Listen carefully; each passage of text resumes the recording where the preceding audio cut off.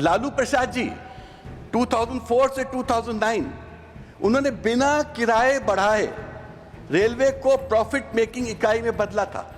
मंत्री जी, मुझे पता है कि आपको रील्स की बहुत पसंद है, आप रील्स को बहुत पसंद करते हैं, मगर मैं चाहता हूं आज के बाद मुझे विश्वास है कि आज को आपको अपने रेल से भी मोहब्बत हो जाएगी। जब तक रेल से मोहब्बत नहीं करेंगे और रील से मोहब्बत करेंगे तो विकसित भारत का निर्माण नहीं होगा। बालासोर में 2023 में 296 मौतें हुई ट्रेन एक्सीडेंट से। बेंगलुरु हावड़ा एक्सप्रेस का कोलिजन हुआ 13 अक्टूबर 23 में 13 डेथ्स हुई। बीकानेर गुवाहाटी एक्सप्रेस का डिरेलमेंट हुआ और अनेक ऐसे घटनाएं हुई। और मैं ये सब इसलिए बोल रहा हूं कि वो जो ओवरलोडेड ट्रेन हम देखते हैं, जो क्राउडेड स्टेशन देखते हैं, आज हम किस युग में हैं? और हमने इस 11 साल की जो आपकी सरकार है, आपने क्या अचीव किया? वही तो है जो हम पहले देखते थे वो आज दिख रहा है। अचीवमेंट क्या है आपका? रेलवे सिर्फ लोहे की पटरियां और इंजन नहीं है, ये हमारे देश को जोड़ने वाली एक ताकत है। रेलवे सिर्फ लोहे की पटरियां और इंजन नहीं है, ये हमारे देश को जोड़ने वाली एक ताकत है। इंग्लिश में I would say that Indian Railway carries not just passengers but the hopes, dreams and struggles of 1 billion people. आज हम रेलवे संशोधन विधेयक 2024 पर विश्लेषण और बहस करने के लिए यहाँ एकत्रित हुए हैं, जिसके बारे में मेरा मानना है कि ये एक बड़ा सुधार लाने का एक खोया हुआ अवसर है। लालू प्रसाद जी 2004 से 2009 उन्होंने बिना किराए बढ़ाए रेलवे को प्रॉफिट मेकिंग इकाई में बदला था। आज सेवा में सुधार के लिए किए बिना किराया बढ़ा दिया जाता है। हमको कोई ऐसा सुधार नहीं दिखता, बट किराया जरूर बढ़ता जा रहा है। लालू जी के उस बजट के लिए उनको हार्वर्ड बिजनेस स्कूल ने इनवाइट किया था, HEC बिजनेस स्कूल ने इनवाइट किया था, IIM ने बुलाया गया था, पर रेल पे एक चैप्टर भी पढ़ाया गया था। मेरा यह कहना है कि रेलवे का बजट कितना महत्वपूर्ण है और कितने महत्वपूर्ण हाथों में था, वो बात इस सरकार ने बिल्कुल अनदेखी कर दी। बजट ही खत्म कर दिया, पारदर्शिता खत्म कर दी, डिबेट खत्म कर दिया, संसदीय जांच खत्म कर दी। तो माननीय मंत्री जी, मैं ये तो कहूंगा कि ये जो आपका अमेंडमेंट है, ये समस्या का जड़ है। आप कहेंगे कैसे समस्या का जड़ है? क्योंकि आपने रेलवे बोर्ड का सरकारीकरण कर दिया है। अब आप कहेंगे सरकारीकरण कैसे हुआ? रेलवे बोर्ड नाम मात्र की स्वतंत्रता है, एवरीथिंग इज मिनिस्टर ड्रिवन। जो रेलवे बोर्ड की परिकल्पना थी, जो रेलवे बोर्ड के बारे में सोच था, जैसे दूसरी सर्विसेज के बारे में सोचता, that they will be autonomous, functionally autonomous, organisationally autonomous, वो चीज अब खत्म हो गई है। Now the public perception is it is minister driven. माननीय रेलवे मंत्री जी, मुझे पता है कि आप टेक्नोलॉजी के प्रेमी हैं। मुझे ये भी ज्ञान है कि आप ट्विटर में तुरंत रिएक्ट करते हैं, आपका इनोवेटिव माइंडसेट भी है, मगर आप ब्यूरोक्रेटिक माइंडसेट के हैं। आप वो पॉलिटिकल ओपननेस जो एक रेलवे मंत्री की जरूरत है, वो मिसिंग है। मैं इसको बुराई के तौर से नहीं बोल रहा हूं, मैं पब्लिक का परसेप्शन से बात कर रहा हूं। किसी आदर्श सरकार के लिए क्या होता है? यात्रियों की सुविधा, सुरक्षा और की प्राथमिकता होती है। सुरक्षा और सुविधा की प्राथमिकता ही तो सबसे बड़ी आपका मूल कार्य है। बालासोर में 2023 में 296 मौतें हुई ट्रेन एक्सीडेंट से। बेंगलुरु हावड़ा एक्सप्रेस का कोलिजन हुआ 13 अक्टूबर 23 में 13 डेथ्स हुई। बीकानेर गुवाहाटी एक्सप्रेस का डिरेलमेंट हुआ और अनेक ऐसे घटनाएं हुई। फरवरी माह में महाकुंभ के वक्त भगदड़ में 18 श्रद्धालुओं की मौत हो जाती है वो भी दिल्ली जैसे शहर में जहां पर रेलवे बोर्ड स्थित है। और हमको पता नहीं हम किस युग में जी रहे हैं। आज के युग में जब आपके पास टेक्नोलॉजी है, व्यवस्था है, तंत्र है, मंत्र है, सबके बावजूद ऐसी घटना हमको कैसे दिख रही हो रही है। अब मैं आपको बताना चाहूंगा, हम लंबी चौड़ी बातें करते हैं, हमने इतना विकास किया, हमने भारत में रेल के विकास जरूर किया, पर भारत के रेल आंकड़ों को चीन के रेल आंकड़ों से तुलना करना चाहूंगा, क्योंकि चीन ने इंडिया को बेहद पीछे छोड़ा हुआ है। सुनिए, पहली बार संचालन रेलवे का चीन में, भारत में हुआ था 1853 में, चीन में 1878। हमारी नेटवर्क की लंबाई है 70,000 किलोमीटर, चीन की है 1,50,000 किलोमीटर। हाई स्पीड रेल हमारे यहां आज भी निर्माणाधीन है। चीन में 40,000 किलोमीटर का दुनिया का सबसे बड़ा high speed rail train track है। औसत एक्सप्रेस ट्रेन की गति 50.16 किलोमीटर पर घंटा 2019-12 से 51.1 किलोमीटर पर घंटा 23-24 में हुआ हमारा। चीन का 140 से 160 किलोमीटर घंटा की औसत स्पीड है सर। औसत मालगाड़ी की गति 23.6 किलोमीटर पर घंटा 19-20 और 23-24 के बीच की बात बता रहा हूं मैं। चीन में मालगाड़ी की स्पीड है 120 किलोमीटर पर घंटा औसत स्पीड। माल ढुलाई की मात्रा, हम 500 करोड़ की माल ढुलाई करते हैं टन की, चीन 1000 करोड़ का करता है टन की। यात्रियां, हम 800 करोड़ यात्री एनुअली अपने ट्रेन में ले जाते हैं एज पैसेंजर्स, वहां 2000 करोड़ जाते हैं। अंतरराष्ट्रीय चीन, हमारा कनेक्शन क्या है, हम पाकिस्तान से कनेक्टेड थे, वो बंद हो गया। नेपाल की सीमा तक ही ट्रेन जाती है, अंदर आगे नहीं जाती है। बांग्लादेश में जो परिस्थितियां हैं वो आपके सामने हैं। चीन यूरोप से कनेक्टेड है, लाओस से कनेक्टेड हो रहा है, म्यांमार, थाईलैंड और वियतनाम।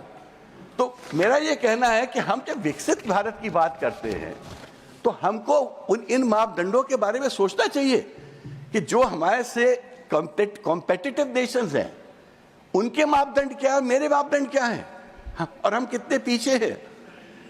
आपका 2013-14 में एवरेज फेयर पर पैसेंजर क्या था? 0.32, जो आपके रेलवे के मापदंड से मेजर होता है। 21-22 में बढ़कर 0.66 हो गया, जो 107% की बढ़ोतरी है एवरेज फेयर पर पैसेंजर। तत्काल टिकट और डायनेमिक किराया में ज्यादा पैसा देने पड़ते हैं, 2000 का 6000 तक देना पड़ता है, जैसे फ्लाइट में होने लगा है।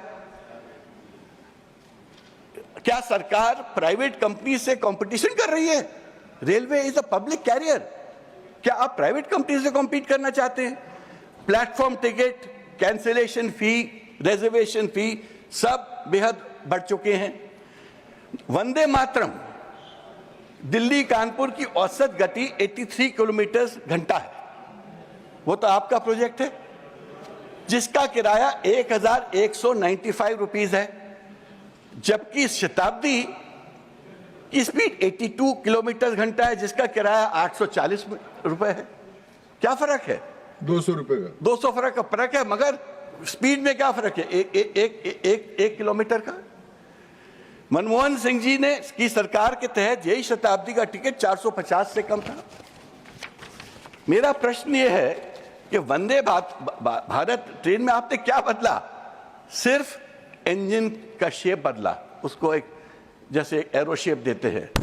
कुछ टाइम पहले एक गाय, मेरे पास तस्वीर है, वंदे भारत की इंजन से टकरा गई थी, तो जब खोला सामने का तो देखा अंदर खोखला है। तो फ्रैंकली स्पीकिंग, वो आपने खाली एक मॉडर्न डिजाइन देके you have sold Vande Bharat, जबकि उसकी जो स्पीड है कोई दूसरी पुराने ट्रेनों से कोई ज्यादा नहीं है। लखनऊ जाने वाली वंदे भारत 6 घंटे 25 मिनट लेती है। अरुणाचल पुरानी ट्रेन है, अरुणाचल एक्सप्रेस, हमसफर एक्सप्रेस पुरानी ट्रेन है, मुझे भी उतना ही टाइम लेती है। तो कौन सी बड़ी बात है आपने वंदे भारत स्टार्ट किया? टिकट ज्यादा, घंटे से। दिल्ली से रीवा बड़ी मुश्किल से ट्रेन स्टार्ट हुई। ये सालों तक विंध्य क्षेत्र रेलवे विहीन था, रेलवे थी नहीं वहां पर। बड़ी मुश्किल से अर्जुन सिंह जी के वक्त वो वहां पटरी लगी, ट्रेन स्टार्ट हुई। अब प्रयागराज से होते हुए दिल्ली से प्रयागराज, वहां से रीवा जाती है एक ट्रेन जो पूरे विंध्य प्रदेश को केटर करती है। प्रयागराज के बाद वो ट्रेन 5 घंटे लेती है रीवा पहुंचने के लिए। हम गाड़ी से 2 घंटे में पहुंच जाते हैं, तो लोग प्रयागराज में उतर जाते हैं, गाड़ी से जाते हैं। तो मेरा ये कहने का मतलब है कि अगर हम इन सुधारों को विकसित भारत की सुधार बोलते हैं। कर्मचारियों के बारे में बोलना चाहूंगा। भारी कमी, 3,12,000 पद खाली, जिसमें से जरूरी सुरक्षा कर्मी भी शामिल हैं। 20.5 लोको पायलट की कमी है, जिससे चालक थक जाते हैं और गलतियां हो सकती हैं। कंट्रोल रूम में 15 से 24% की कमी है, जिससे ट्रेन लेट होती है। किराया तो अधिक हो गया है, लेकिन रेलगाड़ी धीमी है और भीड़भाड़ है। इसको क्या हम प्रगति का मापदंड कहते हैं? कुछ सुधार के बारे में भी मैं बोलूं। रेलवे सुरक्षा के लिए एक अलग संस्था बनी थी, रेलवे एक फंड बना था, रेलवे सेफ्टी फंड, जो कि एक डेडिकेटेड फंड था रेलवे की सेफ्टी इंप्रूवमेंट के लिए। ये माधवराव सिंधिया जी ने बनाया था, उनके कार्यकाल में हुआ था, स्थापित हुआ था। फिर नीतीश जी ने अपने 2001 के बजट में इस फंड के बारे में चर्चा की थी। कहां वो दुर्घटना का फंड? रेलवे दुर्घटना में जो कॉम्पेंसेशन है, जो कॉम्पेंसेशन मिलता है, वो ट्राइब्यूनल्स में कितना समय लग जाता है जो डिस्प्यूट्स होते हैं। तो प्रॉब्लम यह है कि आपके सिस्टम में तो कोई इंप्रूवमेंट है नहीं। आपकी ना तो सुरक्षा की सिस्टम में इंप्रूवमेंट है, ना ट्रेन के मूवमेंट की सिस्टम में इंप्रूवमेंट है, ना रेलवे स्टेशन की भीड़ में इंप्रूवमेंट है। और आज भी हम वो ट्रेनों को देखते हैं जिसमें छतों पे लोग भर भर के जा रहे हैं। जब छठ होती है, सब तब तमाम त्योहार होते हैं। ये कोई नई चीज तो है नहीं, ये कोई नए त्योहार तो है नहीं, ये तो सदियों से ये त्योहार चल रहे हैं। कुंभ हुआ, कितने लोग परेशान हुए। तो मेरा ये कहना है कि हम इन मापदंडों पे खड़े नहीं उतर पाए। यात्रियों के अधिकार की बात करूं मैं, मेरा कहना है रेलवे में 800 करोड़ सालाना लोग ट्रैवल करते हैं, उनके कुछ तो अधिकार हैं। जैसे फ्लाइट में भी यात्रियों के अधिकार होते हैं ना, तो रेलवे में भी तो कुछ अधिकार होने चाहिए। आज डेट तक उन अधिकारों को आपने कोडिफाई नहीं किया। फ्लाइट में ट्रैवल करने वालों को तो डीजीसीए में बहुत अधिकार मिल गए हैं। अगर फ्लाइट 3 घंटे से ज्यादा लेट होती है तो आपको खाना मिलेगा, आपको लाउंज में ले जाएंगे। आप 6 घंटे ज्यादा होगी, टिकट कैंसिल हो जाएगी। आपने रेलवे में कोई ऐसी व्यवस्था की है? कोई कोडिफिकेशन नहीं है, क्योंकि रेलवे गरीबों की मूवमेंट है। बड़े लोगों के लिए तो आप लोग कर देते हैं, बट जहां गरीब इंडिया चलता है वहां पर हमारा ये नजरिया नहीं रहता है। क्या रेलवे ट्रैवल करने की यात्रियों का कोई अधिकार नहीं है? सीनियर सिटीजन्स की सब्सिडी आपने कोविड का बहाना लेके खत्म कर दी। जर्नलिस्टों की सब्सिडी आपने कोविड को लेके बहाना लेके खत्म कर दी। क्या इसको फिर लागू करेंगे? ये पूरा देश जानना चाहता है। क्या हर ट्रेन में कम से कम एक महिला कोच अनिवार्य नहीं होनी चाहिए? हम महिला सशक्तिकरण की बात करते हैं, इंटरनेशनल वुमेन्स डे मनाते हैं, बट देखिए तो महिलाओं की बेचारियों की जब घुसने की किस तरह बुरी तरह घुस पाती हैं, कैसे धक्का मुक्की होती है। क्या हम अपनी महिलाओं को आदर से, डिग्निटी से ट्रीट नहीं कर सकते? बुजुर्गों और विकलांगों के लिए सुविधाएं बेहतर हो जाएं। मेरा निष्कर्ष है कि भारतीय रेलवे में कॉस्मेटिक चेंजेस की नहीं, असली सुधार की जरूरत है। यात्रियों की सुरक्षा और सेवा को सबसे ऊपर रखना होगा। भारत को तेज तेज ट्रेनें चाहिए, अच्छी टेक्निक और मजबूत सुविधा की जरूरत है, मगर ये उसके फेयर रीजनेबल होने चाहिए।